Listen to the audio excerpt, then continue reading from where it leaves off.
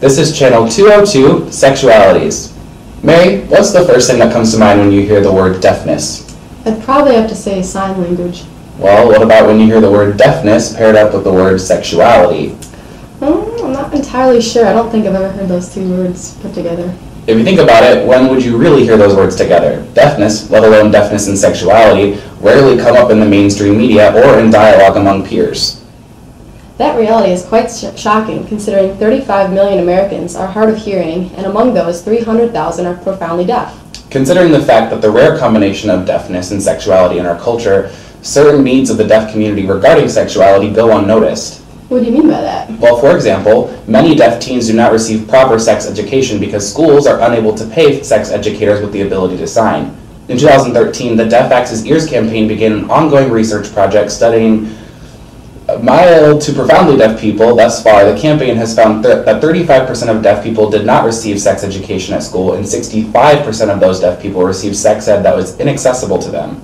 That is astonishing. The failure of our culture to acknowledge the deaf population as sexual beings has led the community to turn to media, friends, or sexual partners to learn about sex without being properly educated. After knowing that both the hearing and deaf community look towards media for answers with deafness, let's look at some typical media representations of deaf people.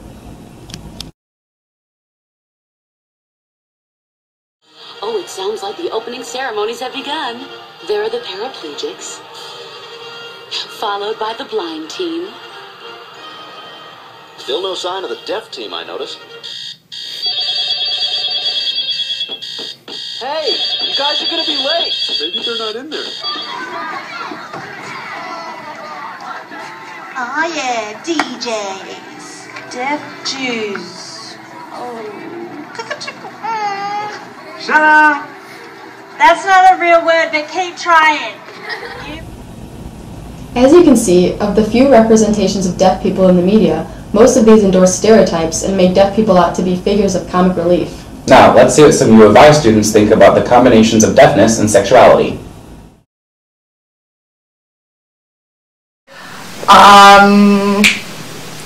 Deafness and sexuality. To be truthful, I think of the two in the same type of sense. Like, I don't really think about, like, when I think of, like, two people having sex, I usually just think of, like, people without, like, disabilities, usually. I think that in our society today, those two words aren't really associated with each other ever. I think that sexuality is sort of one category and deafness is sort of another, and no one really thinks that someone with a disability, such as being deaf, could really have any sexual desires or something that, you know, someone who doesn't have a disability does have. It seems that most people don't immediately connect deafness with sexuality. Mary, why do you think people don't normally associate these terms together? Let's ask an expert on the issue. I'm Catherine Prendergast. I'm a professor in the Department of English here at the University of Illinois. I've been here since 1997 with growing interest in disability studies over time. Break down this notion that there is a normal sex act, you know, that everyone should strive to achieve, and to redefine sexuality in a sort of broader way. So rather than deal with the sense that, you know, I'm limited now, I can't do these things, to really understand sexuality and intimacy through a lens that I think approximates queering and that sort of breaking down of the heteronormative sexual act, and all others are deviations from that.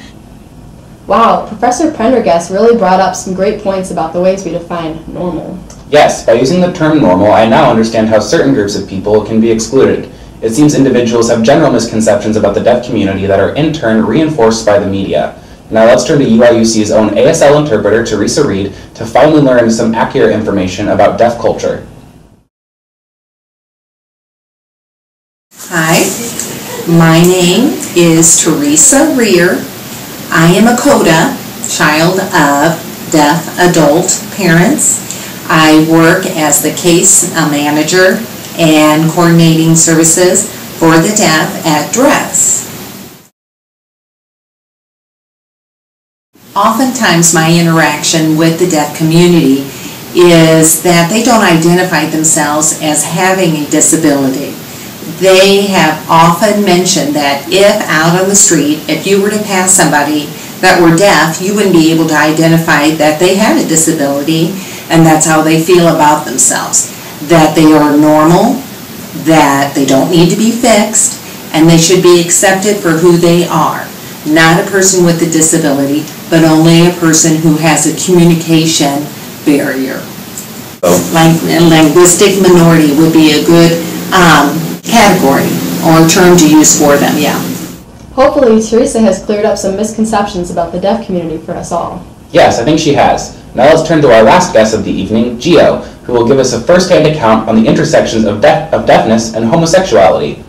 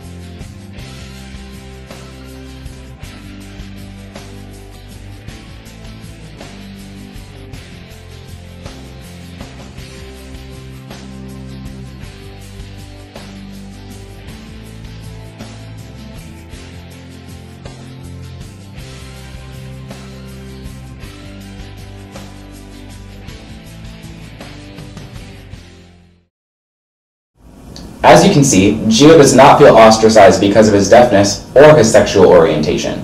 And that sums up our segment on deafness in America. Hope you enjoyed the show.